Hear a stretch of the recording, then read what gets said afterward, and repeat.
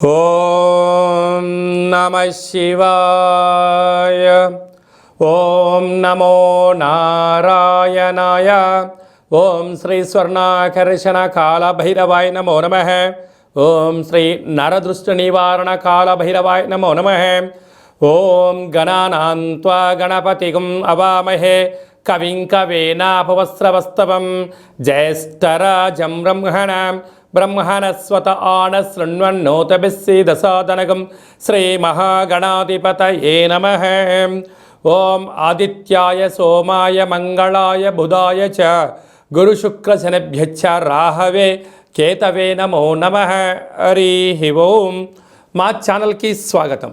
చూస్తున్న వీక్షకులకు ప్రేక్షకులకు ప్రియ కాలభైరవ భగవద్బంధులకి స్వాగతం పలుకుతూ మమ్మల్ని ఎంతగానో ఆదరిస్తూ ఉండబడినటువంటి ప్రియ సోదరి మనుషులకు అందరికీ, సనాతన ధర్మ సంరక్షకులకు అందరికీ కూడా నూతన తెలుగు ఉగాది పండగ శుభాకాంక్షలు.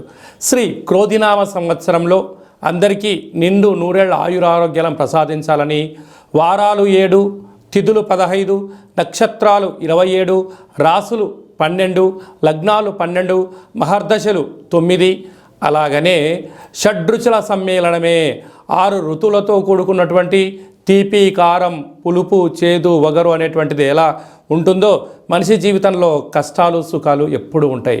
ఎవరి జీవితంలో కూడా ఎప్పుడు కూడా పూర్ణిమ శాశ్వతం కాదు, అమావాస్య అనేటువంటిది ఎప్పుడు అడ్డంకి కాదు అని చెప్పి గుర్తుపెట్టుకోవాలి. కనుక ఈ 360 రోజులు ఈ క్రోధినామ సంవత్సరంలో 30 సంవత్సరాల తర్వాత శని భగవానుడు తన సొంత గృహంలో ఉండగా వచ్చినటువంటి క్రోధినామ సంవత్సరం కావడం వలన అందరికీ నిండు నూరేళ్ల ఆయురారోగ్యాలని, విద్య, ఉద్యోగ, వ్యాపార, రాజకీయ, సేవారంగ కార్యక్రమంలో అన్నింటా విజయం సాధించాలని కోరుకుంటూ ఈ సంవత్సరంలో అందరికీ తెలుగు ఉగాది పండుగ శుభాకాంక్షలు. ద్వాదశ రాశిలో గ్రహ గమనాన్ని ఒకసారి వీక్షింపచేద్దాం. మేషరాశిలో గురు సంచార స్థితి, కన్యరాశిలో కేతు భగవాను సంచార స్థితి, కుంభరాశిలో శనిచర స్వామివారు స్వక్షేత్ర సంచార స్థితి, మీనరాశిలో రాహు సంచార స్థితితో ద్వాదశ రాశిలో గ్రహ గమనాలు ఈ విధంగా ఉన్నాయి. అలాగనే మనకు 26/4/2024 సంవత్సరంలో అనగా ఈ తెలుగు ఉగాది పండగ తదనంతరమే గురువు మేషరాశిలో నుంచి వృషభ రాశిలోకి నర్మదా నది పుష్కర సందర్భంగా గృహ మార్పు ఉందని చెప్పి గమనించాలి. ఈ క్రోధినామ సంవత్సరానికి అధిపతి రాజు అంగారకుడు. ఎందుకనగా ఈ సంవత్సరము మనకు తెలుగు ఉగాది పండగ మంగళవారం రోజు అవ్వడం వలన, మంగళవారానికి అధిపతి కుజ భగవానుడు అవ్వడం వలన, ఈ సంవత్సరానికి రాజు కుజుడు అవ్వడం వలన నిత్యము అనేక మంది క్రోధము, ఆవేశము అనేటువంటి పరిస్థితుల్లో ఉండడము, ఎర్రటి నేలలు, ఎర్రటి పంటలు బాగా పండడము, అద్భుతమైనటువంటి కందులు, మిరప, ఎర్రటి నేలలు, సంపూర్ణమైనటువంటి ఆహార ధాన్యాల ఉత్పత్తులు చాలా అద్భుతంగా ఉంటాయని చెప్పి కూడా గమనించగలగాలి. కాకపోతే ప్రజలందరూ కూడా ధర్మ మార్గంగా, ఆధ్యాత్మికంగా ఉండడము, తల్లిదండ్రులను, గురువులను, ధర్మాన్ని ఎవరైతే ఆచరిస్తారో వారికి రుణభయం, రోగభయం, శత్రుప్రయం, ప్రమాదాలు తొలగిపోతాయని చెప్పి కూడా గమనించగలగాలి. అలాగనే ఈ సంవత్సరము మంత్రివర్యులు శని భగవానుడు అవ్వడం వలన ఆ శని భగవానుడు ప్రస్తుత కాలమాన ప్రకారంగా కుంభరాశిలో సంచారము చేయడం వలన ధర్మ మార్గంగా ఎవరైతే ఉంటారో వారికి చాలా మంచి కాలము అని చెప్పి గమనించగలగాలి.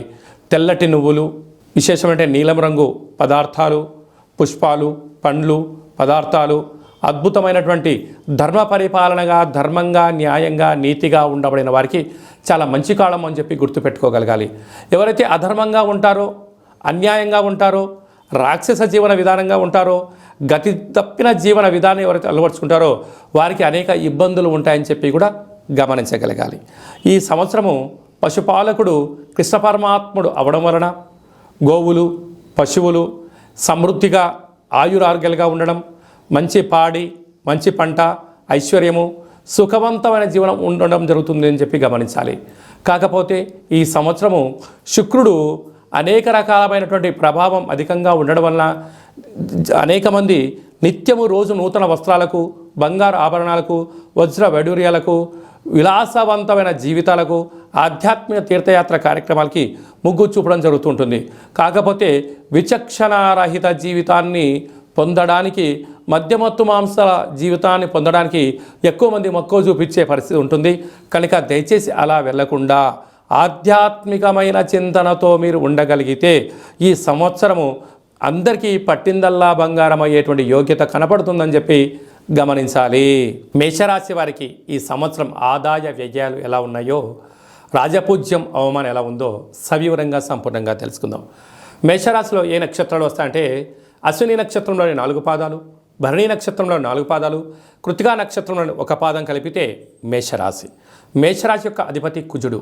ఈ సంవత్సరం రాజు కూడా కుజ భగవానుడు అవ్వడం, అలాగనే సస్యాధిపతి నీరసాధిపతి కూడా కుజుడే అవ్వడం వలన మేషరాశి వారికి అద్భుతమైన చాలా మంచి కాలం ఉందని చెప్పి గమనించగలగాలి.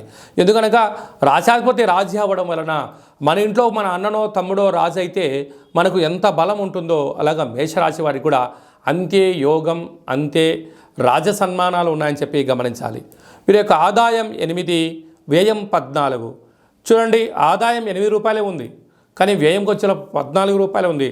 అనగా -6 రూపాయలు ఉన్నారు అంటే అధిక శ్రమకు ఖర్చు పెట్టాలి, దుబారా ఖర్చులు తగ్గించుకోగలగాలి, వ్యసనాలకు దూరంగా ఉండాలి, మితిమీరిన వేగంతో ప్రయాణం చేయరాదు. మీ యొక్క జన్మ నక్షత్రం రోజున అష్టమి, పూర్ణిమ, అమావాస్య తిథుల యందున ఈ సంవత్సరము మీరు దూరావాయు జల ప్రయాణాలు పెట్టుకోకపోవడం ఉత్తమోత్తంగా భావించగలగాలి. ఎందుకనగా ఖర్చు 6 రూపాయలు అధికంగా ఉంది. 6 అనేటువంటి రుణము, రోగము, శత్రుస్థానాన్ని సంపాదించేటువంటి సూచించేటువంటి పరిస్థితి ఉంటుంది. కనుక మీకు సంపాదన పైన వచ్చేటువంటి దానిలో అధికమైనటువంటి ఖర్చులు, గొడవలు, పోలీస్ స్టేషన్లు, కోర్టు కేసులు, ఆరోగ్యము, వాహన ప్రమాదాలు పంచి ఉన్నాయి. తస్మా జాగ్రత్త అని చెప్పి గమనించగలగాలి. అలాగనే రాజపూజ్యం 4, అవమానం 3. మీరు గృహంలో కానీ, రాష్ట్రంలో కానీ, దేశంలో కానీ రాజకీయ భవిష్యత్తుకు మీరే కేంద్ర బిందువు అవుతారు. కొత్తగా నాయకులకు ఈ యొక్క సంవత్సరం మంచి మీకు స్వాగతాలు ఉంటాయి. విద్యార్థులకు, ఉద్యోగస్తులకు, వ్యాపారస్తులకు ధర్మ మార్గంగా, న్యాయ మార్గంగా ఉండబడిన వారికి సమాజం ఎప్పుడు వెనక నిలబడి వారి విజయకేతనం మీ సొంతం అవుతుందని చెప్పి గమనించాలి. మనం కందాయి ఫలితాన్ని మనం ఒకసారి చూసుకున్నట్లయితే అశ్విని నక్షత్రం వారికి డిసెంబర్ నుండి మార్చి ఉగాది పండగ వరకు ఆరోగ్య పరిస్థితి అనుకూలంగా లేదు కనుక ఆరోగ్యపైన దృష్టి సాధించాలి. భరణి నక్షత్ర జాతకులు ఎప్పుడు అప్రమత్తంగా ఉండడం వలన ఆరోగ్యాన్ని కాపాడుకునే విషయంలో విజయం మీ సొంతమవుతుంది.